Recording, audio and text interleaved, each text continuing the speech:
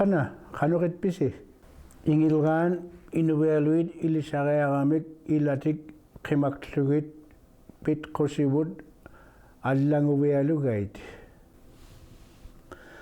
Uva Pauline Gordon kolleaktua ordinäraasi khanuritillanga taimani grolier halmi innami inuvingmi. My name is Pauline Gordon. My maiden name is Tardif. I'm originally from Aklavik. I was in residential school here in Inuvik from the age of 6 to the age of 12, and then I went to Grandin College in Fort Smith from 12 to 15, and then back here for senior high at Grolier Hall from the age of 15, 16, and 17.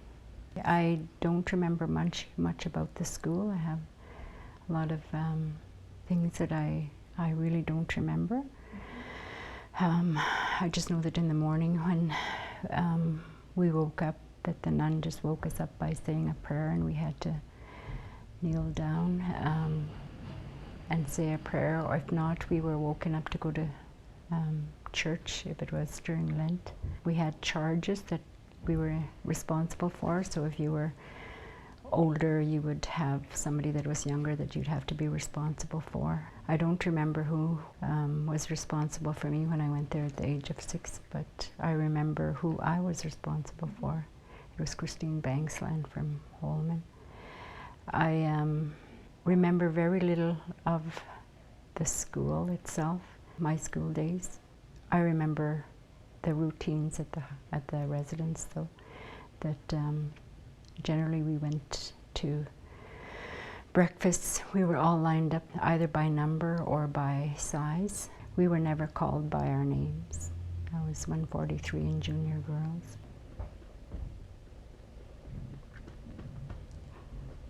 Other than seeing my brothers from a distance and my older sister from a distance, we weren't allowed to speak to them.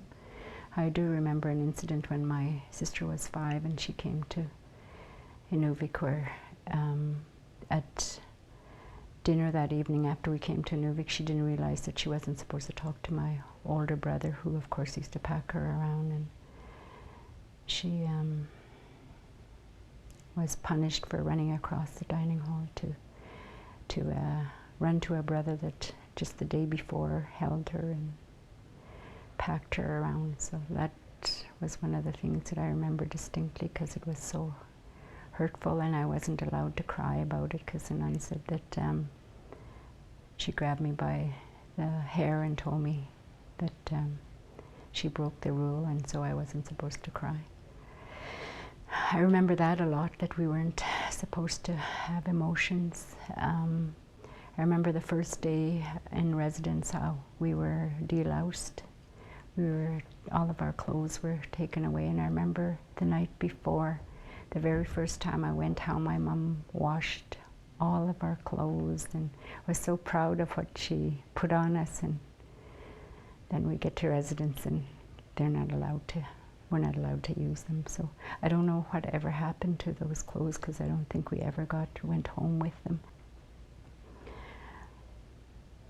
A typical day outside of school meant that even in 40 below, sometimes we would have to be at the skating rink, and how cold it was. And one of the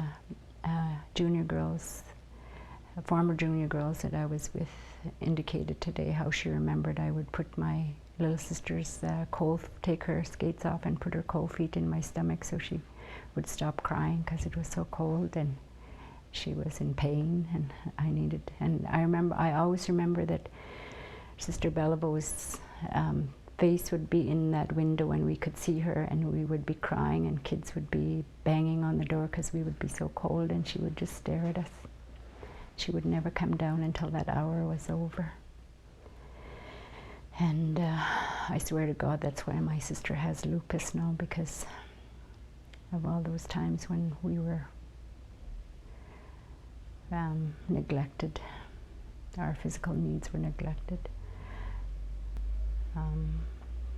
I remember having to play in the gym, and all of us would be there, and there would be a huge number of us, and I don't think that at any time we played. I think some of us didn't know how to socialize because everything was so foreign to us. I remember always wishing that I could learn to be happy, like we were in whale camp or at the fish camp when we went home for 2 months. I remember always wanting to tell my parents about how things were, but being scared because we were told by the nuns that our parents were pagans and heathens and they would never understand how lucky we were to be in residence, and that all we would go back to was eating rabbits and whale meat and other things, and not recognizing how significant that those foods were to us as people, telling us every day almost when we prayed to pray for our poor parents because they were heathens, despite the fact that my father was a strict Catholic, very much a churchgoer. I still, when we were in whaling camp and fish camp, I remember thinking, well, they must be right because we don't stay in town to go to church. My saving grace is that my father was very much a nurturer. He was from Fort Vermilion and had gone to Grouard, which is a student residence, but somewhere I guess he must have been taught to nurture. I was the 8th of 11 children, so by then my mother had already suffered too much separation anxiety, so this is how I justify her actions now, but she was not a nurturer. She never touched us. She never cuddled us like my father did. I think because she knew that at the end of 2 months that we'd be gone. Suaangan utip saarniartoq ukuat tusaaraarlugit.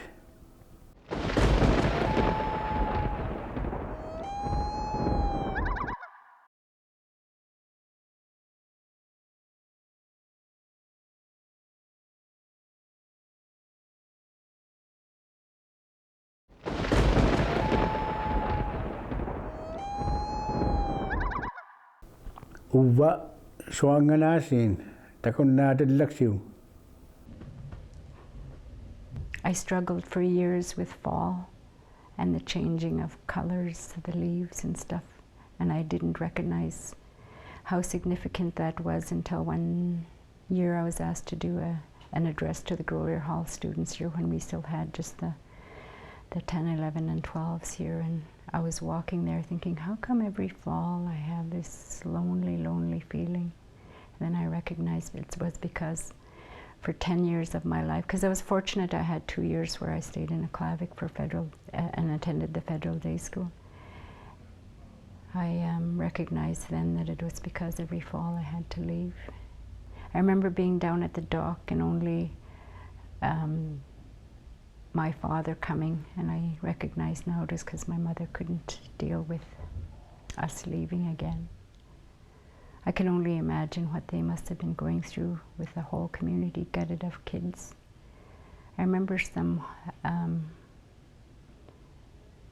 a lot of crying on the dock, children, parents. That used to be hard. I remember the smell of Grolier Hall when I first walked in. How very institutional it smelled. We had to wear little skirts because we were told that our bodies were ugly and sinful, so we had to cover them. And then when we became older, we had to use a small skirt with a bib.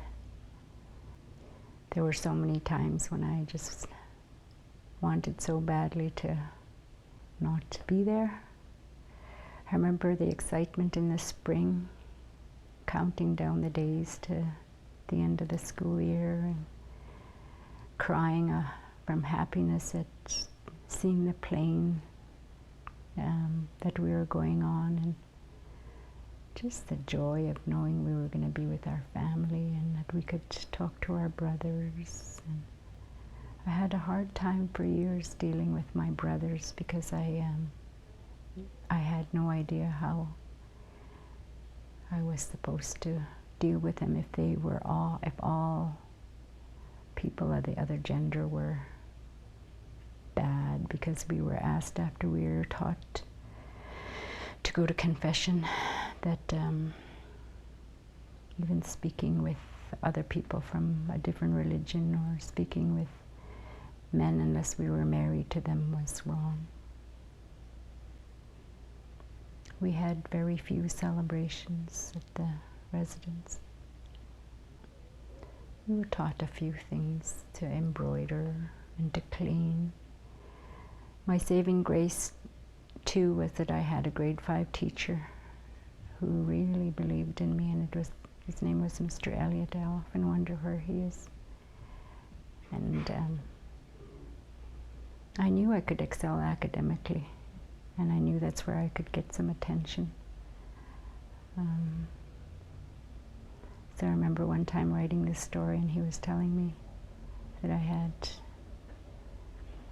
superior writing skills. And as soon as he told me that, that was it. I just persevered and was tenacious about my education, because I thought, well, that's where I could get recognition, because in residence we had none. We were just a number. I don't remember the nun ever calling me by my name, ever, ever, ever. I used to wish sometimes that she would at least walk by and just hold my hand or touch my shoulder. That human element wasn't there. We were never treated as human beings. And you know, Bishop Croto said the other day when he was talking, he said, well, you have to remember that these people volunteered years and years of work. Well, yes, they volunteered, but we didn't volunteer to go there. Our parents didn't volunteer us to be there. They were forced to give us up, otherwise they would either be incarcerated or they would lose their family allowance. I remember one time one of the families, their children weren't down there, and the RCMP was there and yelling out the names, and then the kids were brought down to the dock and they were crying, and I remember thinking, their parents aren't there, but I bet it's because they can't deal with the fact that somebody's actually just pulling them out of their arms.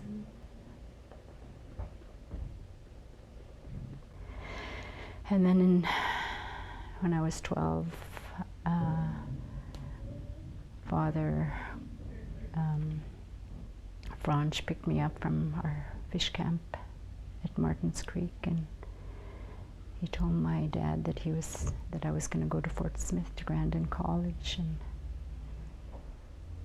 and I couldn't figure that one out, but I didn't know until later that they chose A students from the residences to go to this mission school in Fort Smith. And I was kind of excited, but I was also very scared because I was leaving all my family. Even though I couldn't talk to Andy and Richard, I could at least see them across the dining room. I was also leaving my little sister. So that was a little difficult.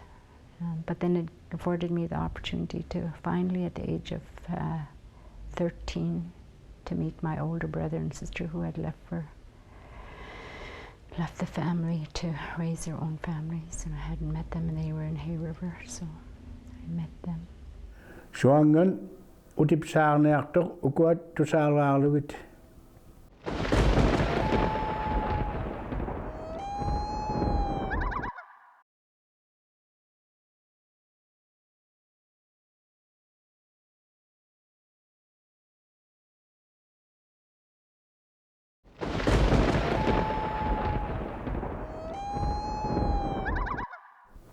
Uva Suaanganasiin takunnaatallaksiu. But Grandin College really gave me everything that I thought I could never have.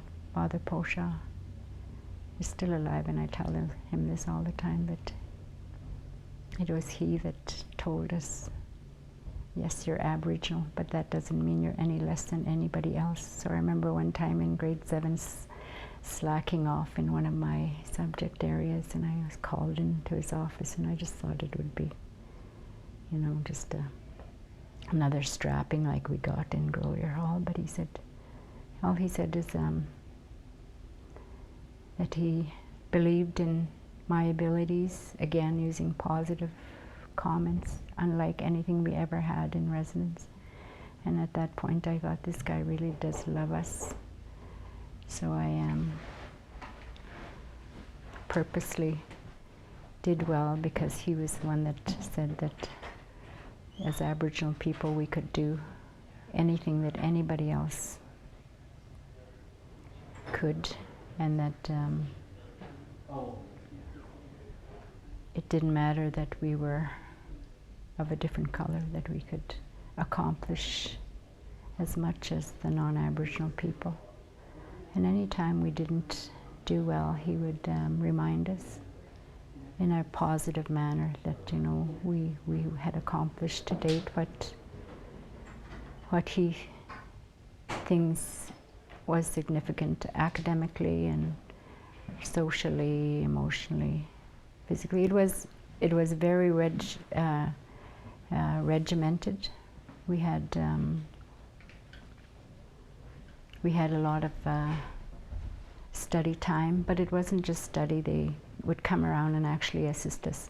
In Grolier Hall, when I went there for senior high, it was so different, because they just said study time was from 7 to 8:30 or whatever, but then nobody ever came around. But in Grandin, the supervisors came around to ask if we needed assistance, to provide us with supports if we needed it. We were also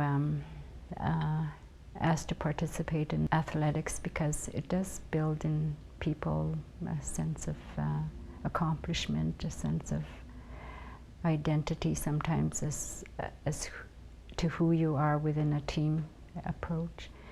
Grandin afforded me also some clubs, and we had to take either band or choir or piano, and I chose piano because it afforded me an alone time. When you're raised in an institution, sometimes all you long for is just some privacy. There's very little privacy when you're raised in an institution. The very first year I thought that my dad didn't like me because he sent me to Fort Smith, because he used to work with a mission in Stanton, where I was born, Anderson River, with Father Rayot, and I thought that he had made some arrangements with him because he wanted me to go. But I realized when I went home that it wasn't his wishes, it was the wishes of the church to send me to Fort Smith. We were very structured in Grandin. We had to get up and go to Mass every morning. We had to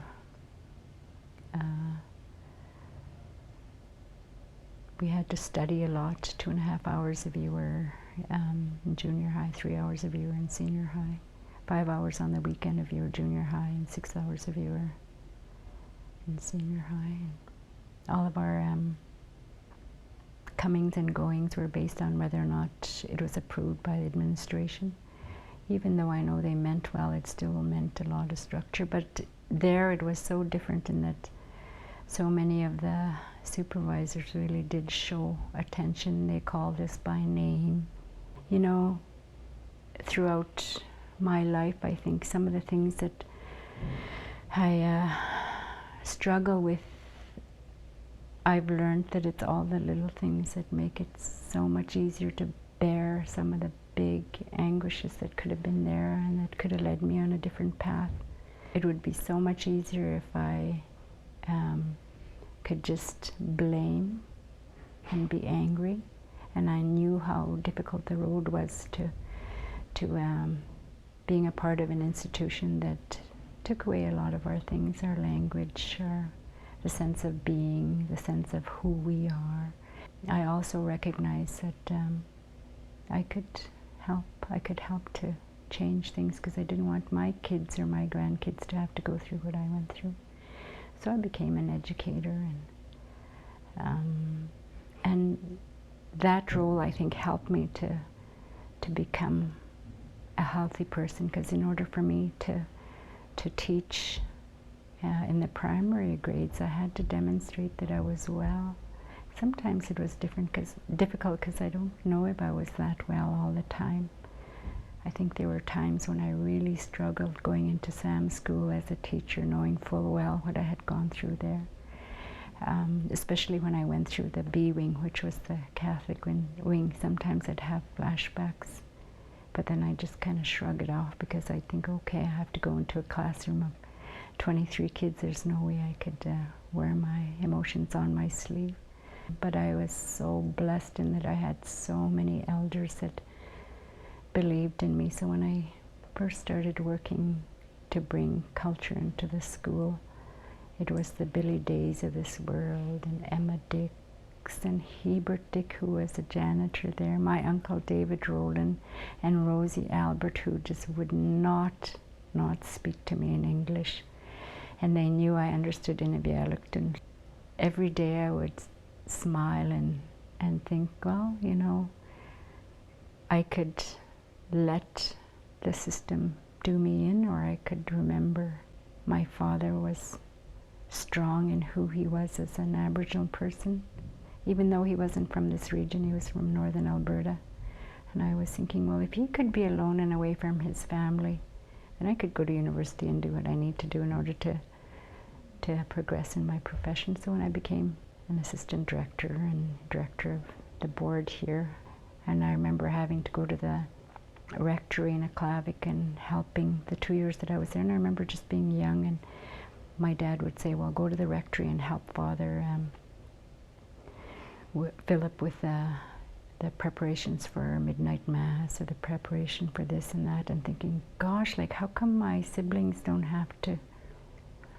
And now I'm so thankful, because I honestly believe that he knew the kind of work that I'd be involved in, and it helped to nurture that, even at a young age. And then of course Grandin helped in bringing out some of the elements that I don't think that I would have recognized in a leadership role. So when I saw Emma Dick, and the very first thing she said is, I love you, and I thought, you know, I have so much to be thankful for, so much. And then I had this lady from Fort McPherson the other day when I first came, and she said, I always watch you on APTN and think what a wonderful person you are. And in my heart, I think I question it sometimes, because we're so hard on ourselves. Sometimes I wonder if I'm doing what I need to do in order to be you know, like a kind, passionate person about people. I know that I'm still working on myself.